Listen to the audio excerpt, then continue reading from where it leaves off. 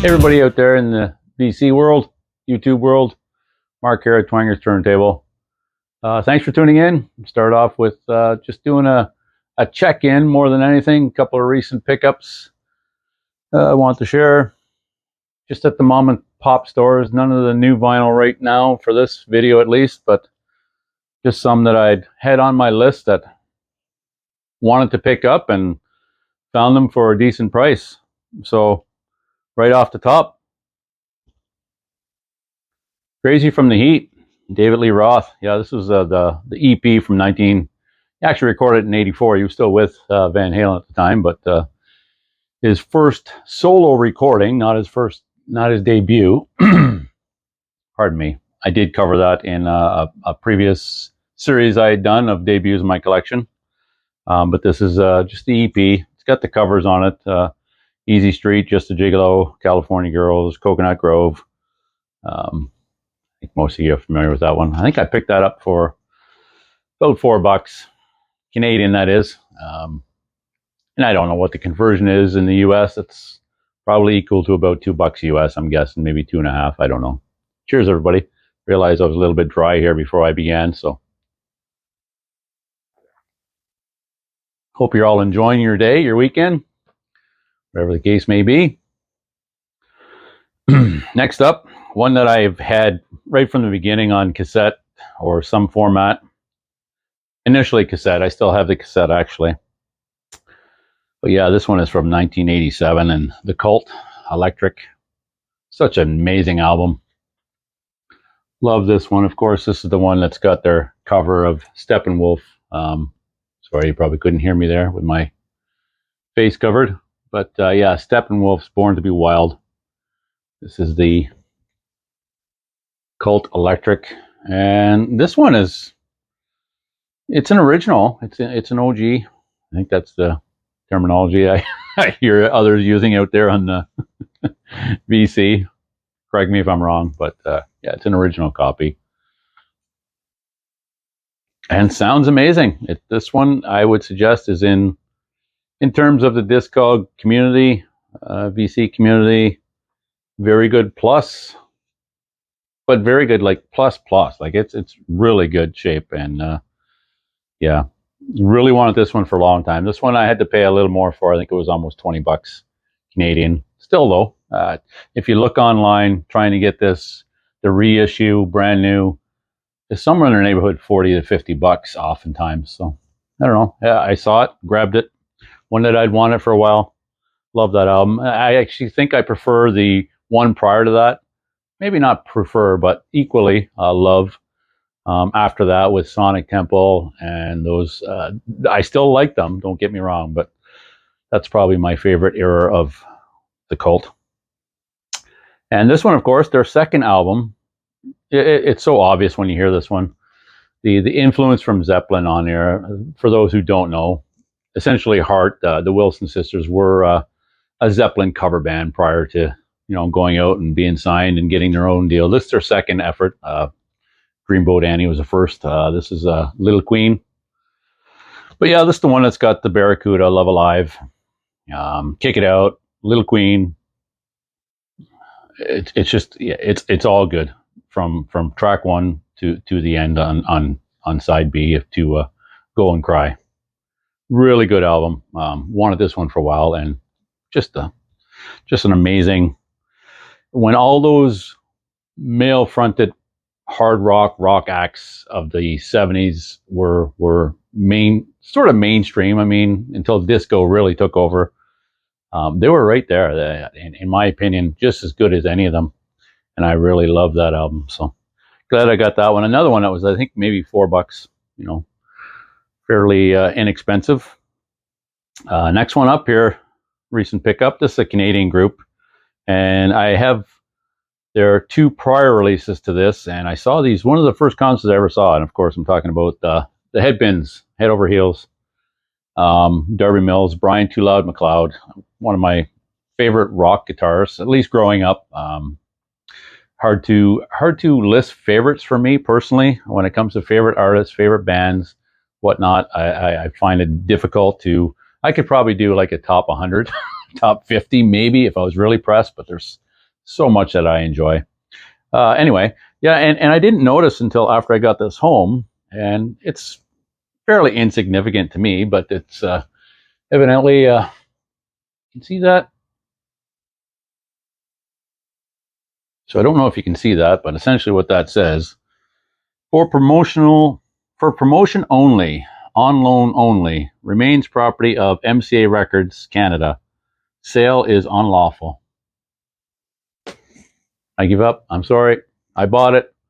Yeah, it's great album. Not their best, like I say. Turn It Loud and Line of Fire, which was the concert I saw. I prefer, but still a great album.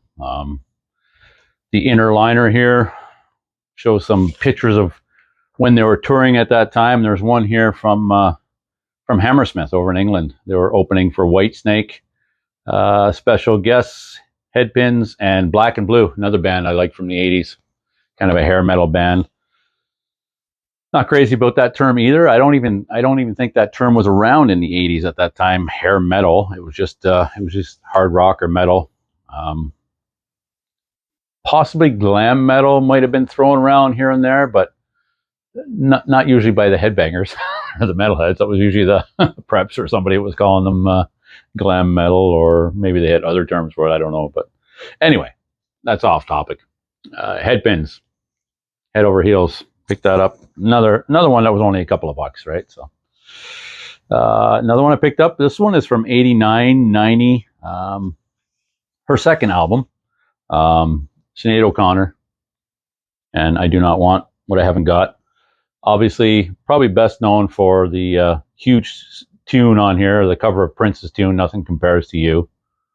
But there's a lot of really good tunes on here, and I remember my wife being really fond of this album. She had the cassette, The Emperor's New Clothes, I mean, The Last Days of Acquaintance, and of course the title track, Do Not Want What I Haven't Got. It's a love-hate thing. I think she made a lot of public enemies with her antics on Saturday Night Live back in the day and burning the poster of the Pope, whatnot. At least all those that are of the Catholic community or Christian or whatever.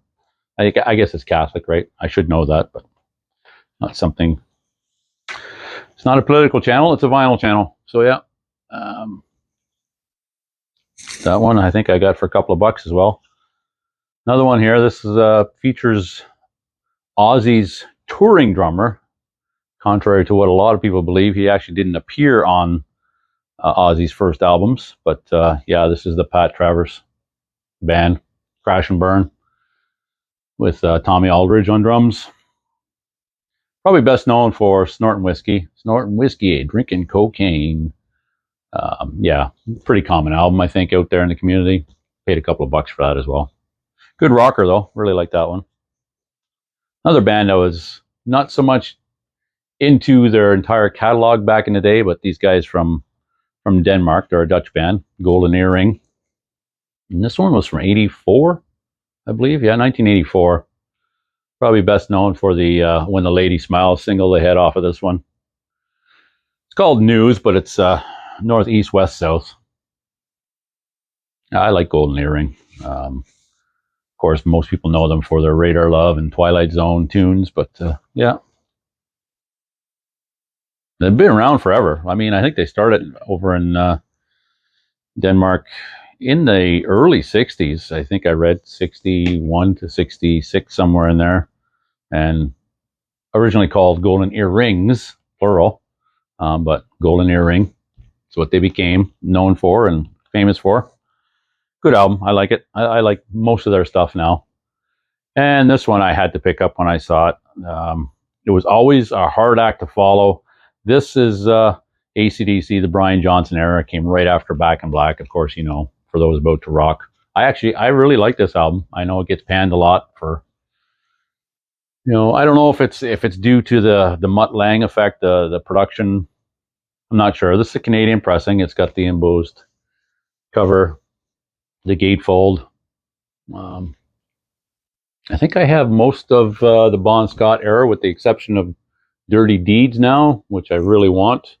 Every time I hear that album, I have it on cassette and have it on CD. I always think about my old buddies back home. But this is definitely one of my favorites from the Johnson era. In fact, I'm a bit of a contrarian in this regard, but I actually like Flick of the Switch better than this one.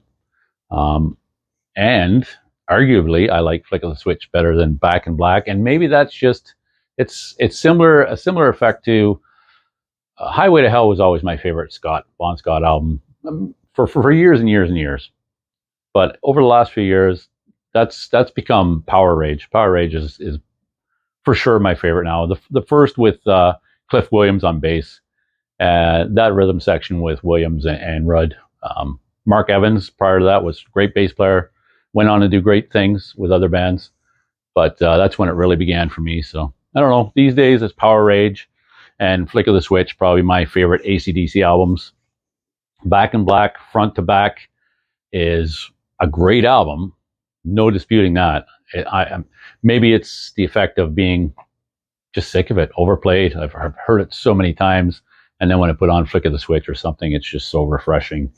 So it has a fresh feel to it, I guess, for lack of a better term. So, but that's it. Those are the pickups I've found recently. Oh, actually, some of them are not so recent anymore, but I hadn't done a video of this matter in quite some time. I did do a video regarding alternative ways to buy new vinyl because, tightening the strings, and it seems like the older I get, and with inflation, as the saying goes, my arms get shorter and my pockets get deeper. I just, don't have the expendable income.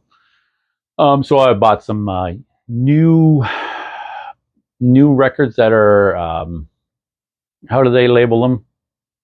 They're imperfect, or maybe they're returns in some cases, but I don't know. They're usually in their original shrink wrap, so I don't know. Damaged. Look at the video. The video I put up there. Basically, that's usually what I've been buying recently. If I can find a bargain in that manner, that's how I buy new vinyl. With the odd exception, I bought the new Power Rage there. I had to buy that one, and I finally got it. But that's it. Those are the recent pickups I've found, and good bargain. All in all those albums, I think, if you add it all up, maybe $30 US for all of them, 40 at most. But for me, it was $50 Canadian. So whatever that adds up to US. That's all I've got, guys. Thanks for tuning in. I do appreciate it. I got some others coming up soon. I want to get on board with a challenge. That was a couple of challenges that were out there in the VC. So I'll get on that, and also going to add another one of my videos of those recent vinyl I picked up new that are a bargain. They're amazing clearance albums, I guess. So take care, enjoy the rest of your day, and I'll see you on the next video here at Twanger's Turntable. Cheers, everyone.